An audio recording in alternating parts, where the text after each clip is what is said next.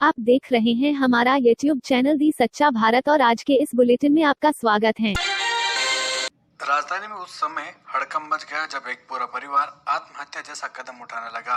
परिवार के सभी सदस्य एक बिल्डिंग पर चढ़ गए और उनके इस भयावह कदम से एक बार तो पूरे इलाके में हाय तौबा मच गई। गनीमत रही कि सिविल डिफेंस और पुलिस की सूझबूझ से सभी को सकुशल नीचे उतार लिया गया। दरअसल शहर के ऐसा सर्किल स्थित अलौकिक बिल्डिंग में उस समय अफरा तफरी मच गई जब 5 मंजिला इमारत पर एक परिवार छत पर चढ़ गया। सभी आत्महत्या की धमकी देने लगे और जिसमें महिला भी शामिल थी। देखते ही देखते लोगों की भीड़ जमा हो गई और बिना देर किए स्थानीय लोगों ने पुलिस को सूचना दी, जिसके बाद पुलिस ने सिविल डिफेंस की टीम को मौके पर बुलाया और ऑपरेशन फैमिली शुरू किया, जिसके तहत काफी समय तक पुलिस अधिकारी और सिविल डिफेंस टीम ने पीड़ित परिवार से समझाइश की, लेकिन काफी देर तक वो नहीं माने। ऐसे में टीम ने रेस्क्यू कर परिवार के सदस्यों को नीचे उतारा। पीड़ित परिवार जयपुर ग्रामीण का आमेर का रहने वाला है, जिनका कहना है कि एसआरजी फाइनेंस से लोन ले रखा था और लोन चुका भी दिया, लेकिन बावजूद इसके फाइनेंस कंपनी द्वारा उनके घर को नीलाम करने की बार बार धमकी दी जा रही थी। पुलिस ने परिवार के सदस्यों को समझाकर उचित कार्रवाई का आश्वासन दिया है। पाली में बढ़ रहे प्रदूषण को लेकर एनजीटी की शक्ति और राजस्थान प्रदूषण नियंत्रण मंडल की चेयरमैन वीनू गुप्ता के पाली दौरे के बाद अब प्रशासन ने लापरवाह उद्यमियों के खिलाफ कार्रवाई शुरू कर दी है। सोमवार को जिला कलेक्टर अंशदीप के निर्देशन में बनी टीम ने पाली के पुनायता व मंडिया रोड औद्योगिक क्षेत्र का निरीक्षण किया। यहाँ 23 फैक्ट्रियों में इस टीम को अनियमितताएं मिली है और प्रदूषण फैलाने के मामले में यहाँ पर पूरी तरह से सबूत मिले हैं। इसके चलते पाली प्रशासन की ओर से इन 23 फैक्ट्रियों को अगले 3 दिनों तक बंद करने के लिए कह दिया गया है। प्रशासन की ओर से दिए गए आदेश में कहा गया है कि इन 3 दिनों में इन फैक्ट्रियों में अनियमितताओं को सुधारा जाए। अगर फैक्ट्री संचालक इन अनियमितताओं को नहीं सुधारेंगे तो यह फैक्ट्रियां और आगे बंद रहेगी। राजधानी जयपुर की चौमू तहसील के टाटियावास गांव में बिना रजिस्ट्रेशन चल रहे बाल आश्रम के ऊपर आज बाल संरक्षण आयोग की अध्यक्ष संगीता बेनीवाल ने औचक निरीक्षण किया। बाल विद्या निकेतन नाम के इस आश्रम में बिना रजिस्ट्रेशन ही बच्चों को रखा गया था। यहाँ पर 29 बच्चों को बाल संरक्षण आयोग, चाइल्ड लाइन, बाल कल्याण समिति के अधिकारियों द्वारा इन्हें रेस्क्यू कराया गया। बाल संरक्षण आयोग के अध्यक्ष संगीता बेनीवाल ने बताया कि यहाँ पर औचक निरीक्षण किया गया। इस दौरान पाया गया कि आसाम, नागालैंड सहित अन्य राज्यों के बच्चों को पढ़ाई के लिए यहाँ पर रखा गया है, लेकिन जब यहाँ की व्यवस्थाओं को जांचा गया तो यहाँ पर व्यवस्था अनुकूल नहीं थी। यहाँ तक कि जो नियम बने हुए हैं वो नियम नहीं थे, आश्रम का रजिस्ट्रेशन भी नहीं था। ऐसे में सभी बच्चों को रेस्क्यू कर लिया गया है। नागौरी बेल पूरे भारत में प्रसिद्ध है, परंतु आजकल बेलों की उम्र को लेकर रोक लगने से लोगों का मोह भंग हो गया है। नागौर के पशु मेले पर खतरा मंडरा रहा है। इस बार नागौर पशु मेले में नाम मात्र के पशु आए हैं। माननीय सभापति महोदय, मैं आपके माध्यम से ये मांग करूंगा कि इस मामले में जो हाईकोर्ट ने जो 3 वर्ष से कम बछड़ों के परिवहन पर जो रोक लगाई है, उसमें सरकार को माननीय सर्वोच्च न्यायालय के अंदर एसएलपी दायर की जानी चाहिए, ताकि आम किसान को लाभ मिले और मेढ़े जो है वो वापस अपने मूल स्वरूप में लौटे। क्योंकि मेढ़ा जो है, हमारे उधर के इलाके का मेढ़ा जो है वो बिल्कुल एक हर व्यक्ति जो किसान है, जो पशुपालक है, उसके लिए सबसे बड़ी खेती वही होती थी। तो इसके अंदर संवेदनशील होके और एसएलपी दायर करने की मैं मांग आपसे करूंगा। नागौर के पशु मेले की बात आई। नागौर के पशु मेले से अगर राजस्थान की सरकार एसएलपी लगा करके और 3 साल से कम उम्र के बछड़ों का अगर छूट करवा देती तो मैं समझता हूं ये गाय के नाम पर जो तथाकथित लोग राजनीति करते हैं, इनकी राजनीतिक दुकान बंद हो जाएगी और मोदी जी की जो तेल बढ़ाने के षड्यंत्र हैं उनको पर भी हम काबू कर लेंगे। क्या लगता है आने वाले दिनों में इतना तेल बढ़ता रहा तो हम ट्रैक्टर से खेती कर पाएंगे? सभापति महोदय, बैल से खेती करनी पड़ेगी। और ये तो चाहती है, ये इसलिए इनको दक्षिणपंथी बोलते हैं केंद्र वालों, ये बैग गैर लगा रहे हैं, ये हमें वापस बैल की तरफ लेके जा रहे हैं। तो मैं राजस्थान की सरकार से इल्तिजा करना चाहूंगा कि एसएलपी दायर कर 3 साल से कम उम्र के बछड़े भी नागौर के पशु मेले में बिकने शुरू हो जाएं, आने शुरू हो जाए तो गौ माता की भी कीमत हो जाएगी, उन बछड़ों की कीमत हो जाएगी, किसान खेती कर पाएगा। आजकल हमारे इलाके में तो पूरा का पूरा नहरी बेल्ट, उसमें तो साहब बछड़े बहुत हो गए, क्योंकि औरतें वो खेत से हरा पट्टा लेकर के आती और बछड़ों से बैलगाड़ी लेकर के जाती। तो मैं समझता हूं हमारी गाय की इससे कीमत बढ़ेगी। सभापति महोदय, कहने को बहुत कुछ है, लेकिन जो हिंदुस्तान का किसान आंदोलन चल रहा है, इस किसान आंदोलन ने एक बात तय कर दी कि जिनको वहम था कि हम जिस गद्दी पर नसीर हैं हम ही रहेंगे, उनका गुरूर टूटेगा, उनका हौसला भी टूटेगा, उनकी तानाशाही भी टूटेगी।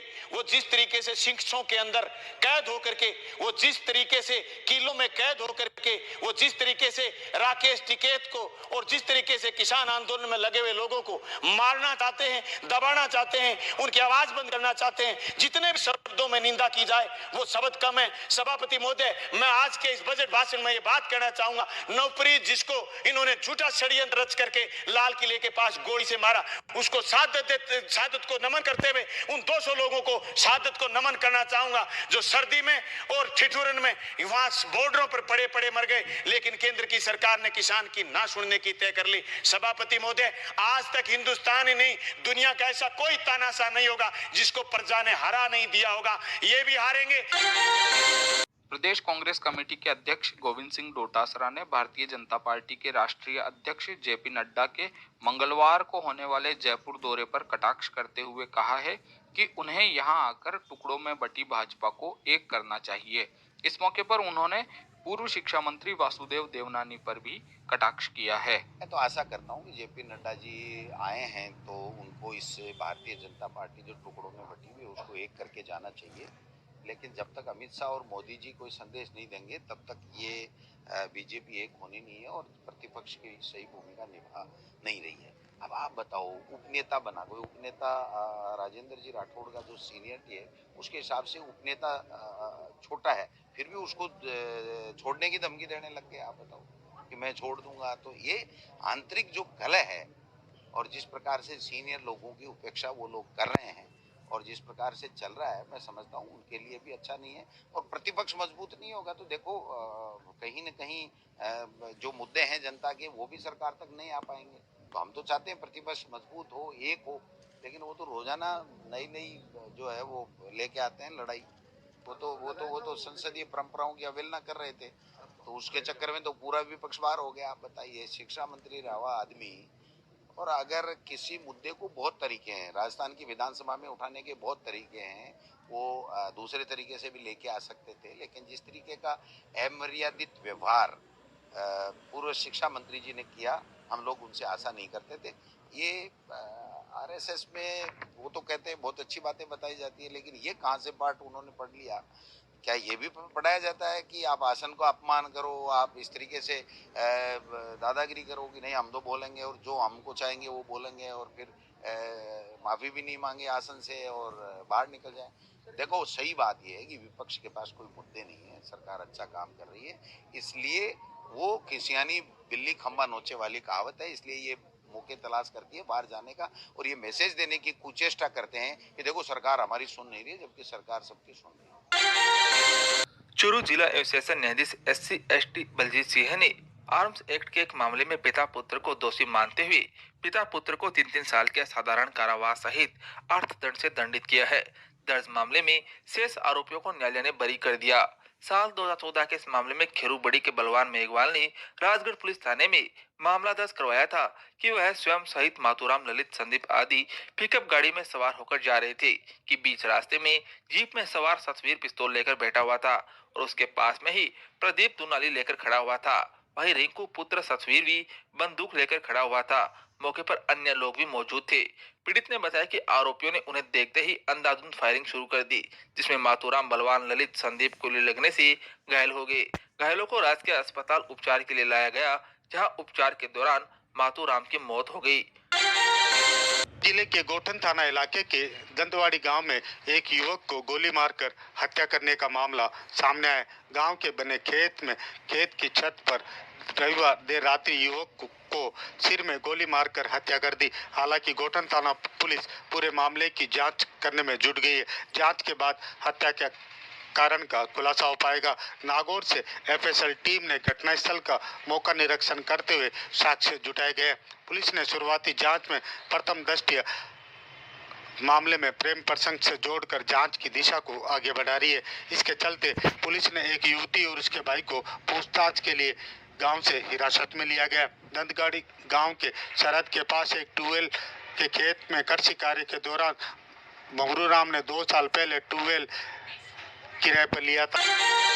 2 लड़के घुसते और मुंह पे हाथ रख के वापस मुझे उसी रूम में धक्का देके चले गए। पीछे से मम्मी आए तो दूसरे लड़के ने पहले तो बच्चे को पकड़ा था, फिर बच्चे को छोड़ के मम्मी का गला मुंह पकड़ा और जिसने मेरा गला मुंह पकड़ा था मैंने उससे बचाने की कोशिश करी, उसको धक्का दिया पर सक्सेस नहीं हो पाई एक बार में। फिर दूसरी बार वो बहुत अंदर चले गया, फिर मैंने उसको धक्का दिया। हमारे पीछे भी एक गेट है, उधर से बाहर रोड है, दुकानें दिखती है, वहाँ से मैंने आवाजें लगाई उसको धक्का देके कि भैया बचाओ, सामने बर्तन वाले भैया को। मास्क में मुंह छिपा रहे इस इंसान को देखिए, ये वही इंसान है जिसने केकड़ी में दिन दहाड़े घर में घुसकर नकली बंदूक की दम पर लूट की घटना को अंजाम दिया। पुलिस ने मुख्य आरोपी राहुल के साथ 2 नाबालिग आरोपियों को भी गिरफ्तार किया है। पुलिस ने खुलासा करते हुए बताया कि एक नाबालिग के पिता ने बुलेट नहीं दिलाई थी, जिसके बाद वो लूट की घटना को अंजाम देने लगा। बाकी सभी साथी शौकिया तौर पर लूट की घटना को अंजाम देते थे। खास बात ये है कि आरोपियों ने लूट के लिए एक कमरा किराए पर ले रखा था।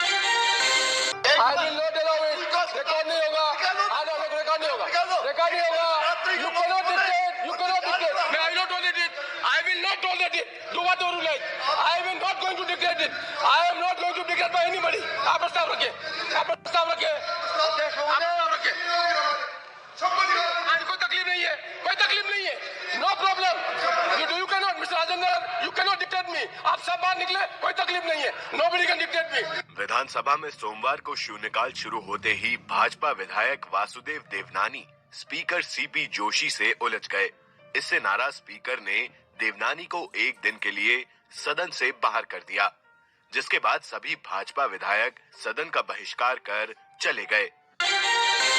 जो हमारी ताकत बंगाल में है या जो बिहार के लोग यहाँ रहते हैं, हमारी जहां भी जरूरत पड़े हम ममता जी के साथ खड़े रहेंगे। जो लोग चाहते हैं कम्युनल फोर्सेज जो सत्ता में आने का, हमारी पहली प्रायोरिटी है कि बीजेपी को यहाँ बढ़ने से रोके। वो लोग भले ही ख्वाब देखते होंगे सत्ता में आने का, लेकिन ये सच होने वाला नहीं है। झूठ, भ्रम, नफरत आकर के फैलाने का काम कर रहे हैं, देश को तोड़ने का काम कर रहे हैं।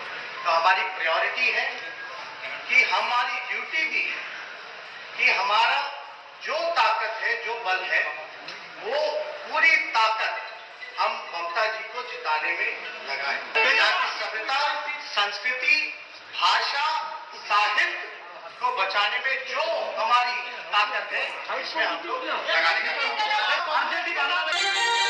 और ऐसे ही नए अपडेट पाने के लिए द सच्चा भारत चैनल को सब्सक्राइब कीजिए। धन्यवाद।